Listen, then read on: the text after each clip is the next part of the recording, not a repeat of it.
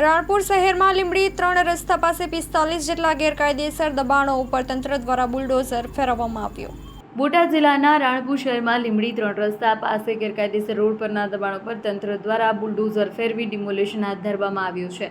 National highway તંત્ર દ્વારા અગાઉ દબાણકર્તાઓને નોટિસ આપવામાં આવી હતી, ત્યારબાદ આજરોજ તંત્ર દ્વારા દબાણ હટાવવાની કામગીરી કરવામાં આવી છે, જેમાં 45 જેટલા દબાણ ધારકોના દબાણ દૂર કરવામાં આવ્યા છે, જેમાં 2 જીસીબી તેમજ 3 ટ્રેક્ટર દ્વારા રાણપુરના મામલતદાર તેમજ નેશનલ હાઈવેના અધિકારીઓની હાજરીમાં દબાણો દૂર કરવામાં આવ્યા છે, જેમાં મોટાભાગના દબાણકર્તાઓ દ્વારા તંત્રને સાથ સહકાર આપી સ્વૈચ્છિક રીતે દબાણ દૂર કરવામાં આવ્યા હતા। જે મોટા થડા હતા તે કાઢી નાખવામાં આવ્યા હતા અને રોડ ખુલ્લો કરવામાં આવ્યો છે, જેમાં પોલીસના ચુસ્ત બંદોબસ્ત સાથે મામલતદાર કચેરી સ્ટાફ તેમજ પીજીવીસીએલ સ્ટાફ સહિત તંત્ર ખડેપગે રહીને ડિમોલેશન હાથ ધર્યું છે। અહેવાલ માન્યુઝ વિપુલ લુહાર, રાણપુર। કેબી ગોહિલ, મામલતદાર રાણપુર।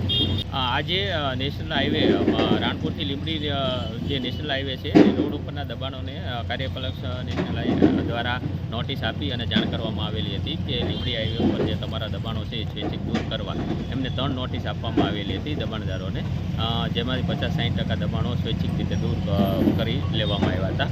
જ્યારે અમુક દબાણો બાકી હતા એ 40થી 45 દબાણો જે દુકાનો કાચી દુકાનો હતી, ઓટલા હતા, એ બધું દબાણ દૂર કરવાની આજે ટ્રાય રાખવામાં આવેલી હતી।